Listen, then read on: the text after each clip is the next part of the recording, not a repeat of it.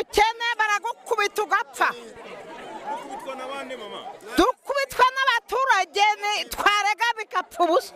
Inabi cyane bakabashyira muri fosi mu gitondo tukabona intumbi no mu nino tukabona intumbi tukabura abantu bazishe kandi nawe urabyibone ibyo bakoze. Urugomo rwiganjemo gukubita ndetse no kwica nirwo rukomeje kugaragara mu burengerazuba bw'u Rwanda ho mu karere ka Karongi mu murenge wa Rubengera mu kagari ka Mataba nk'uko aba baturage bagiye gukomeza kubisobanura. Ngo tuzapfa dukubitwa buri munsi. Ikibazo abacuruzi badukubita twabaha yacu nk'abakene bakaduhondagura dore kuntu n'ubu bangize birababaje.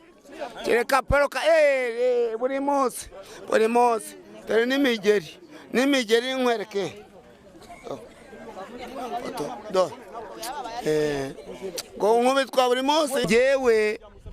Ngewe abantu bankubita umuhungu wanjye yanemye mu kiganza birakabije n'ubusinzi bakadukubita abacuruzi. Ahubwo tubaringize Imana mwanadufunga uko uyu mama bari bamaze iminsi biramukubise yabaguriye na mitsingi baramuhotera mama. Igihe nakubitwa n'igihe nigende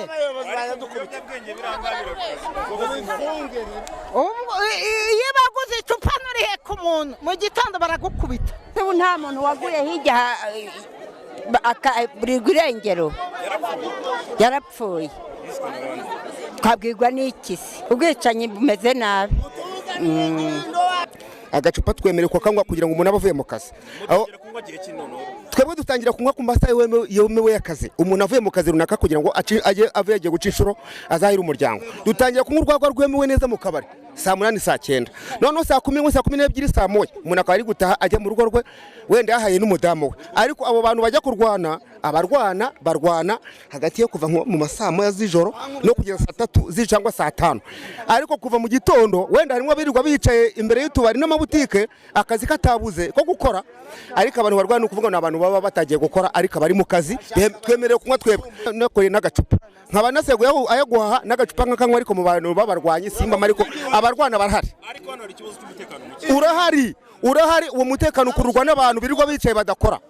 Abantu badakora bakora umutekano kuko uva gukora agacupa nkako wajya kwinywera agacupa kawe ugasanga umuntu ari kugusahindira ngo ntiwacomoje mukaya gato wato ugasanga yagutegeye mu mayira bya bindi ko ngo yakwishe ngo bagushimusa bakujyanye cyane baragushimuta. Hari nabo bajugunya mu mafosi bakabona mu gitondo cyane.